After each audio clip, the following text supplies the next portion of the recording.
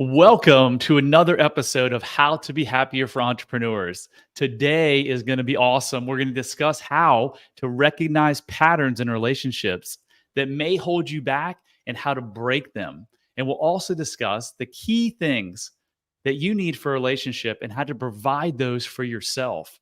So today and a lot of days in the future, we're going to be joined by Yvonne. How are you, Yvonne? Good. Hi, everybody. Yvonne is my partner in life and partner in Brad Chandler Coaching. So, we are going to share with you what we have learned on our journey of this beautiful thing called life. So, you ready to dive in, Yvonne?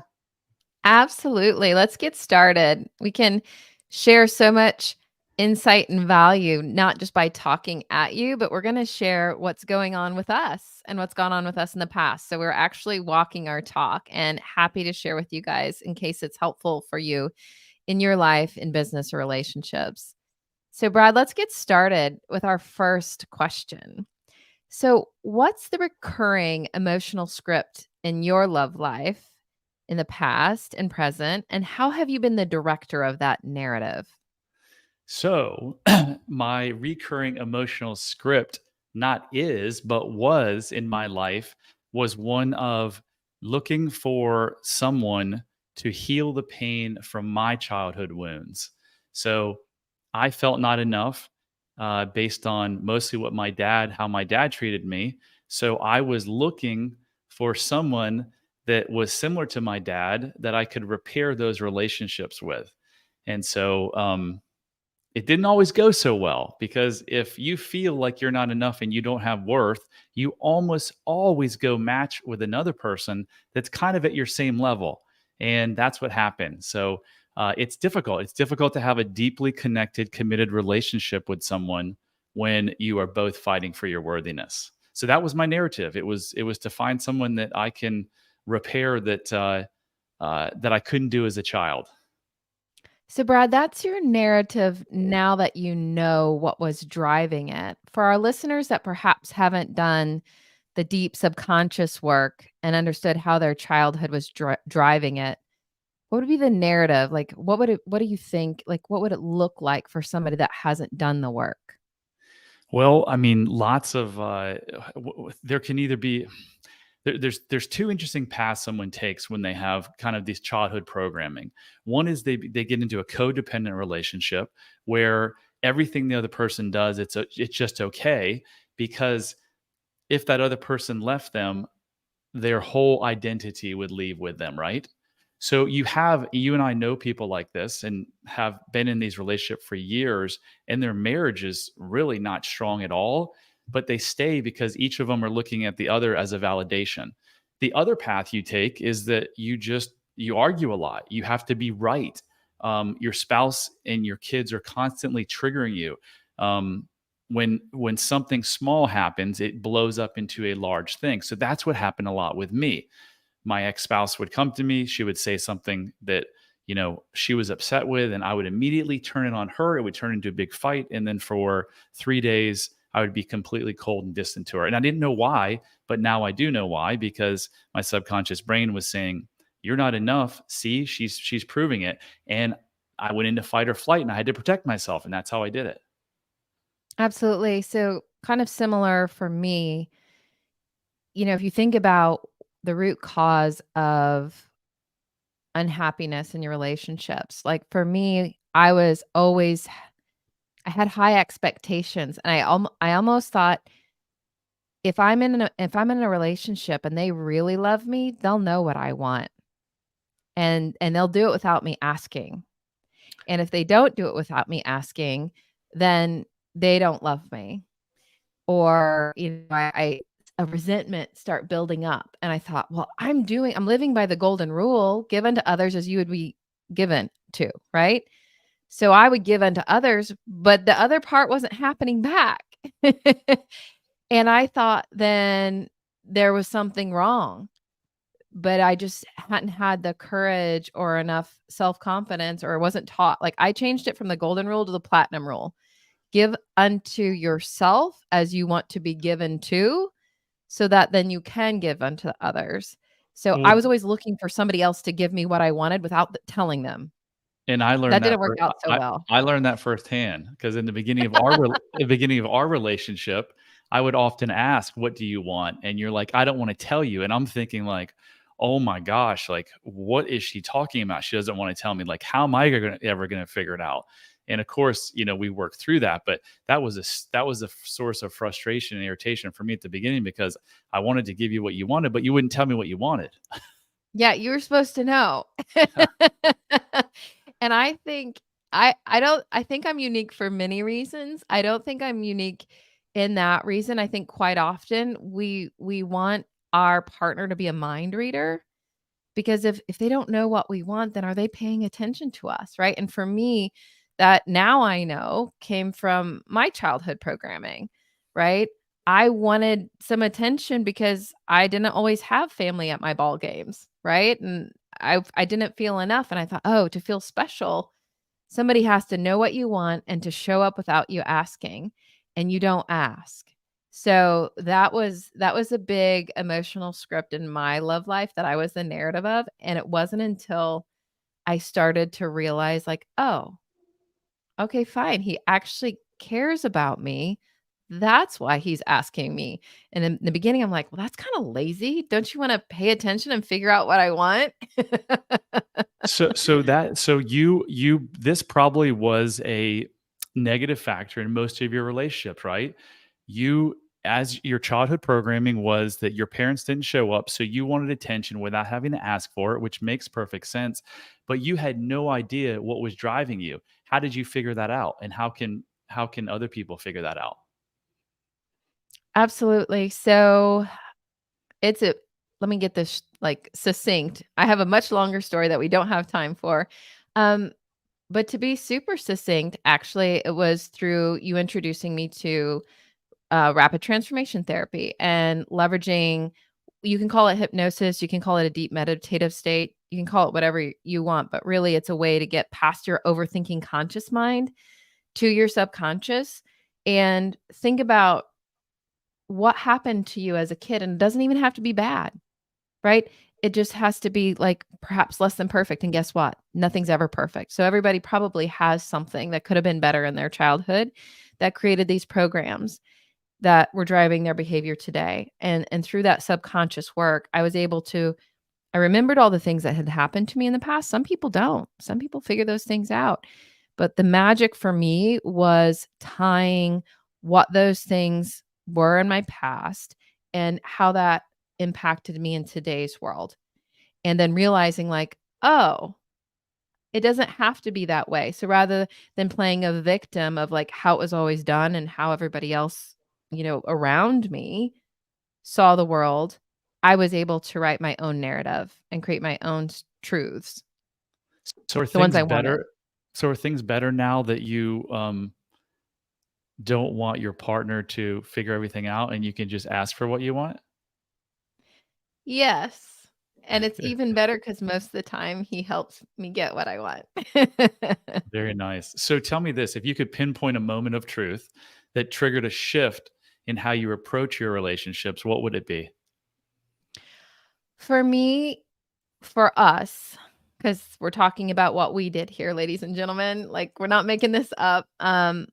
I had been driven a lot by fear and judgment. I grew up with a lot of fear and judgment, not in a necessarily even a terrible way, just the fear of the unknown. Will there be enough money? Always have to like, don't take too many risks because might not be sure what happens.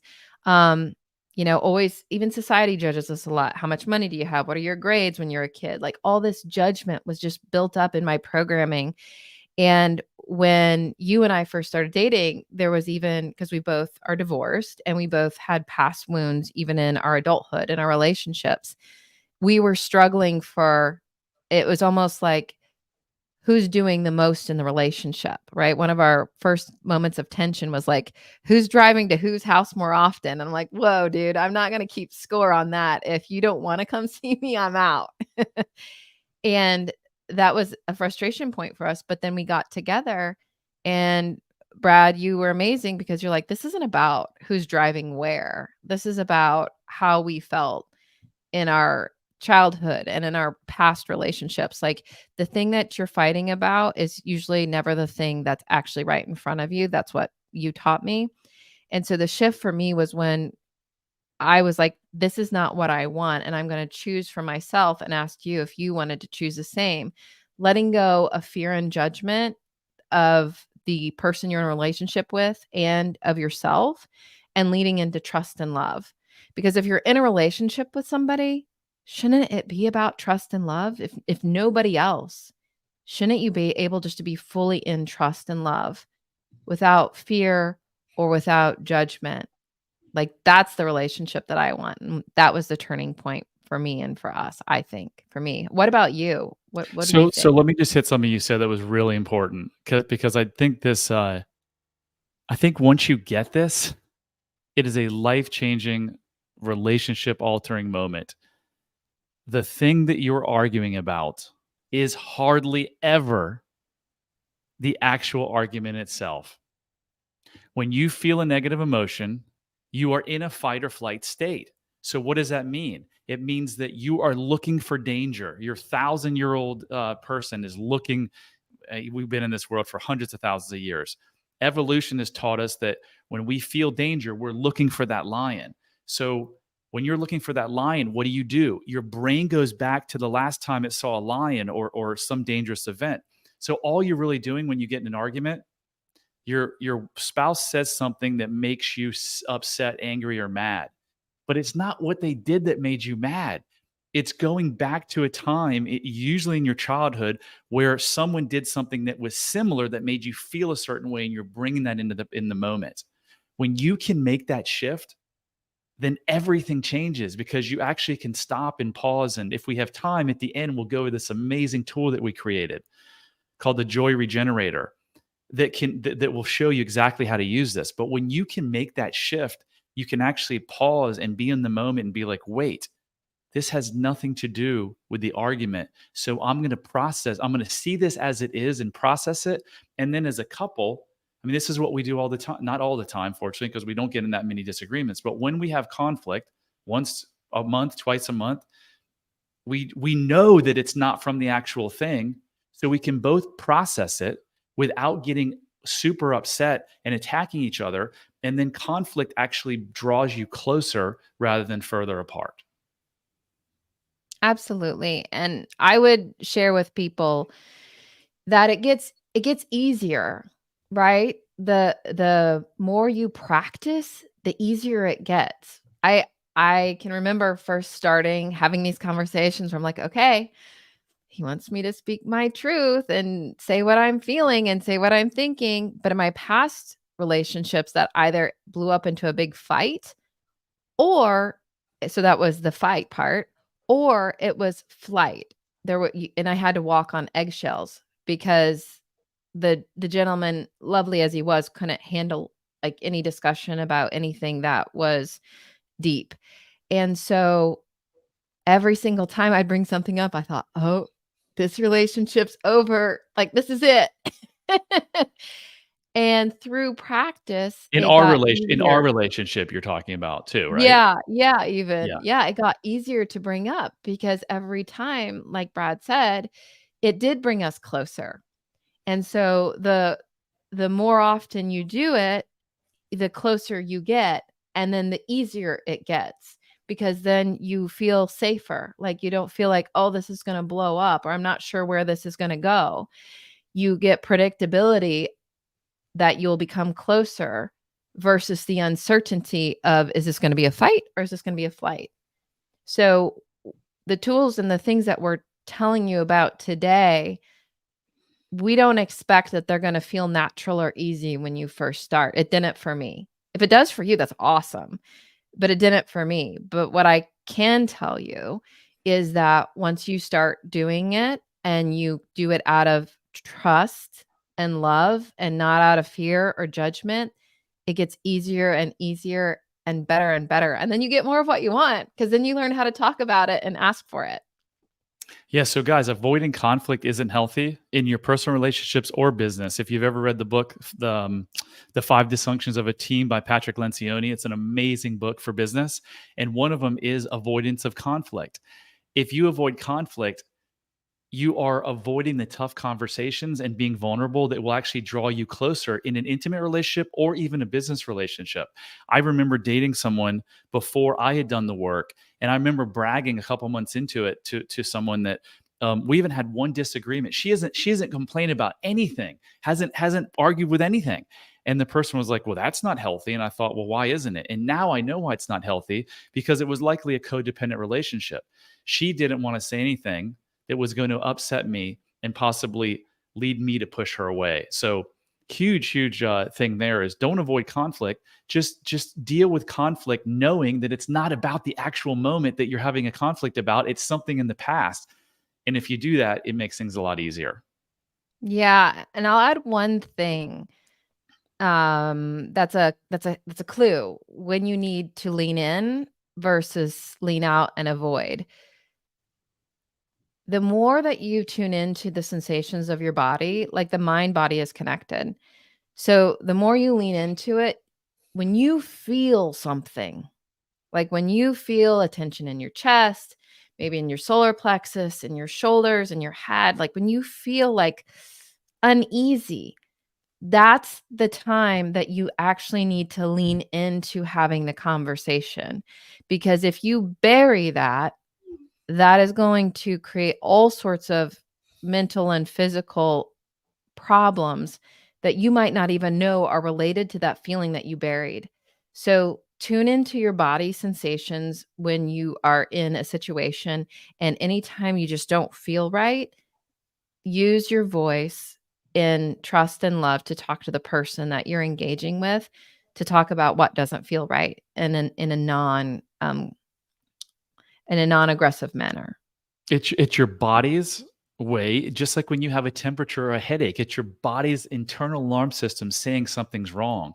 So when you feel that negative emotion inside of you, just like Yvonne said, if you run from it, that's not going to help anything. If you turn to booze or sex or alcohol or weed, anything like that, those are all temporary fixes outside of yourself. Everything you've ever needed to be happy is inside of you. So just deal with those emotions. We're trying to get to a place in our lives that we call ultimate liberation. And what is ultimate liberation? It's not allowing any person or any situation to negatively affect you. Well, if that's where you want to go and that's your goal in life, every time you feel this negative emotion, instead of looking at it like, "Oh, woe is me, I've got to deal with conflict," think to yourself, almost gamify it, that, "Oh, I get an opportunity to practice moving towards liberation." And like Yvonne said, it was really hard for her as I pushed her in the beginning of the relationship to open up and talk to me, because her past wounds led her to believe the falsity that if she told me these things, I would run from her. And it's just the opposite. As she's told me these things, we've moved closer to each other. It's one of these things in life. There's hundreds of them. I think I'm going to write a book one day called The Opposite Things in Life. Is you think by saying what is bad is going to drive you away, but if it's done in the right way, it actually brings you closer. So, Brad, before we go to our next question, can you give them an example? Say you're in a comfortable situation, you're feeling something, using our joy regenerator. How could you approach me in a way that's not going to trigger me or be emotionally charged to talk about something that's bothering you? Sure. I mean, what you mentioned something to me, I don't know, one of the evenings that we were in Florida recently, and I said to you, "What you just said made me feel nervous. Can we?" I didn't say this part, but I should have. I said it and I just was quiet. So I'm not perfect either. I'm working on stuff, but at least I mentioned my emotion. What I should have said is, "Yvonne, what you just said made me feel nervous. It's not your fault. Can we discuss it?" So I'm opening him up. I'm saying, "I'm explaining what you did just made me feel this way. How was it in every other relationship that I've ever been in? If you would have said that thing that made me nervous, I'd have been like, I would have attacked you. I'd have been like, well, I mean, not in a terribly mean way, but I've been like, look, you need to work harder, or you didn't do this, or you didn't do that." And then what do? You turn around and you attack back because you're fighting for your worth too, right? It is so different now to be able to say, "This is how I'm feeling. Can we work through it together? And then we work through it together. And even that situation that we're talking about, when everything was done, I had a better understanding of where you were coming from and vice versa. And now the air is cleared. But it either ended it in a complete conflict and attack, or it was never mentioned, and then I harbored it, and then I let 30 things build up, and then boom, well, you did this, this, this, this, and this, and this, and this, and this, and that, and that. And then that never goes anywhere good. Yeah, so I think this is a perfect one because you wanna include a couple things, right? You wanna let the person know how you're feeling, let them know it's not their fault. So you're not coming from a place of judgment. "This is what I'm feeling. It's not your fault. I'm processing it. Can you help me talk through it and process it?" And it's not a trick, meaning, "Oh, it really is your fault. I'm just using these words." Like, your energy is really important and your tone is really important. You have to know and embrace that it's not the other person's fault. You're feeling it. You might not know why, but your partner's there to help you work through it. And that was what was really important once he put that second piece. When he didn't have the first piece, I was like, "He's blaming me for something." And so I'm out. Because if I stay in, if I don't do the flight, I'm gonna do the fight, and I don't wanna do the fight. So, when he came back around and he's like, "It's not your fault. Can we talk about it?" Then that's where we were able to have a really amazing conversation. So thanks for that example, hun. Well, So let me yeah. ask you. Okay, Yeah, go ahead. let me be even more vulnerable. I was laying there in bed because this conversation happened at night, and I was feeling anxiety, and I went back to my old self because there was, I would say embarrassingly, but it's not really embarrassing because I was doing the best that I could at the time. There were times, I don't know if it was 10 times, 30 times over the 20 years that I was in 2 marriages where that same exact thing would have happened. And I would have laid there feeling that anxiety literally till 2 o'clock or 3 o'clock in the morning. And I'm like, but I'm not my old self. I'm not a 6 year old looking for love. And as tough as it was, I overcame those feelings and I said, hey, can we talk about this? Like, something isn't right here. And so I did. I overcame. It wasn't easy, and it turned out to be, it was a 5 minute conversation that was a little tough, but each second, each minute that went by, it got easier and easier.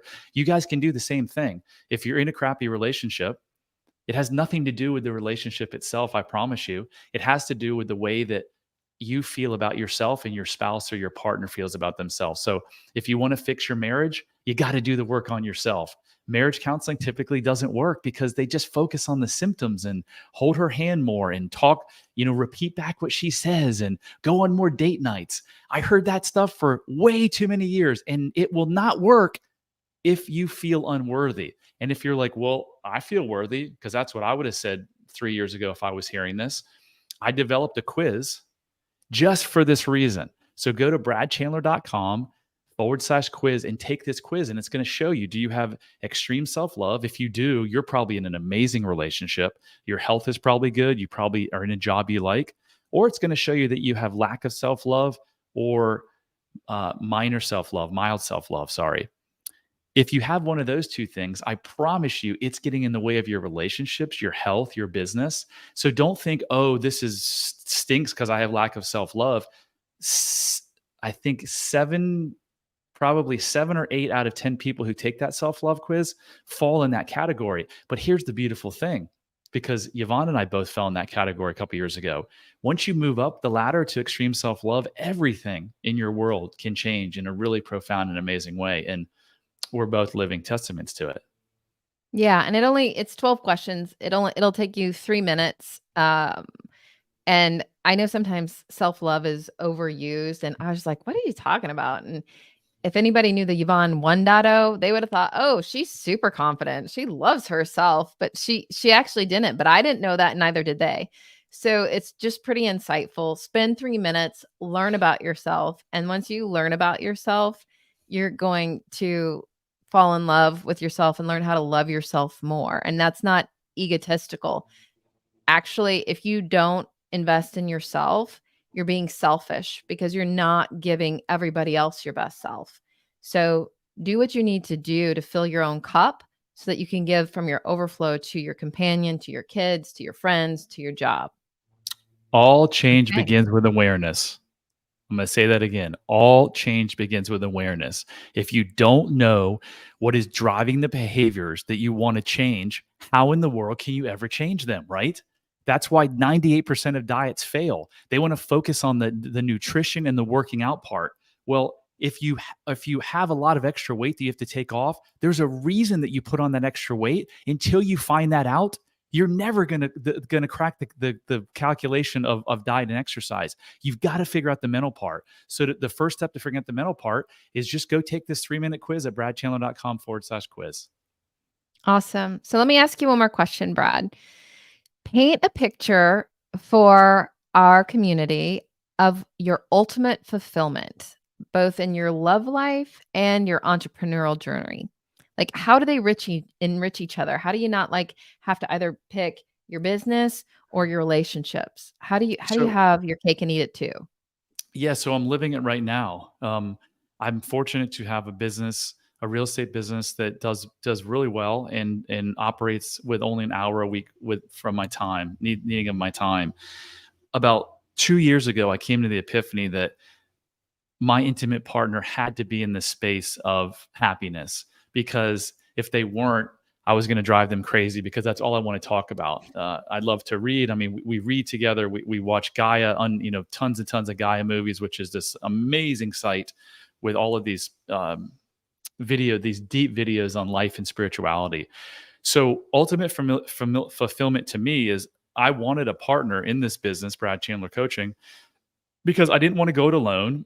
And I also wanted to have someone to share exactly my passion and purpose. So I'm living it right now. And that is to be with someone who is on the same journey as I am, trying to become to the state of enlightenment. And it will take us forever. And may never reach it. Who knows? But the journey is this amazing journey where we get to, walk hand in hand and try to enrich other people's lives. So I'm fortunate to live it every single day. I wake up every single day doing exactly what I love, and that's to help people radically change their lives by going back to their childhood programming and these limiting beliefs that are buried in their subconscious mind to no fault of their own, and then reversing those so that they can live happy life and have amazing relationships and health.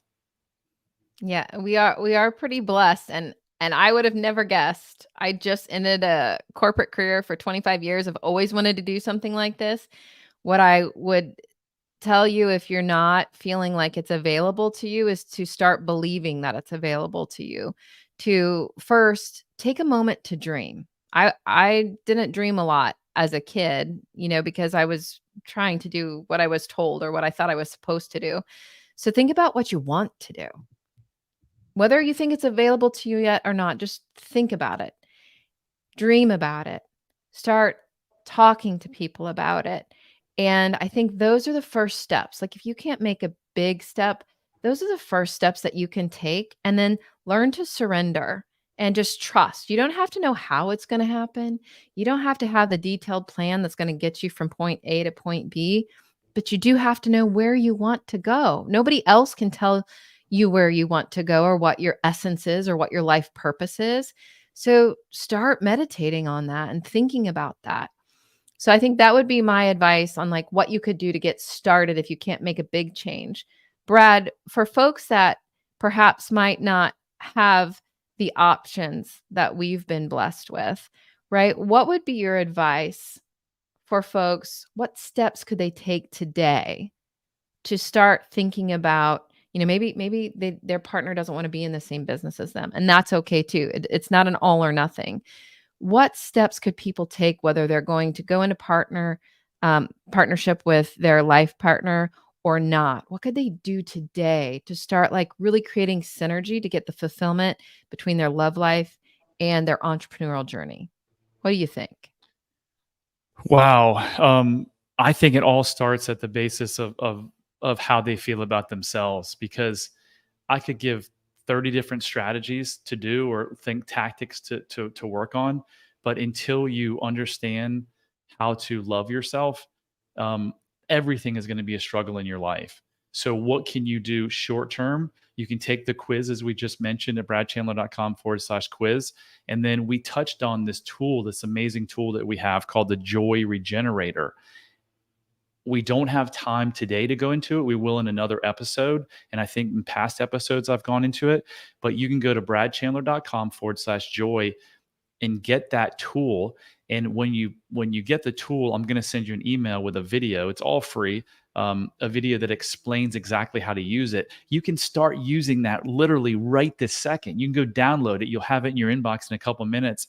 And when you get home tonight, you can have a different interaction with your spouse or your kids, or if you go to work the next day, you can have a different interaction with the folks that you work with. So that's what I would say is just, it's not about fixing yourself. It's about returning to your essence of who you are.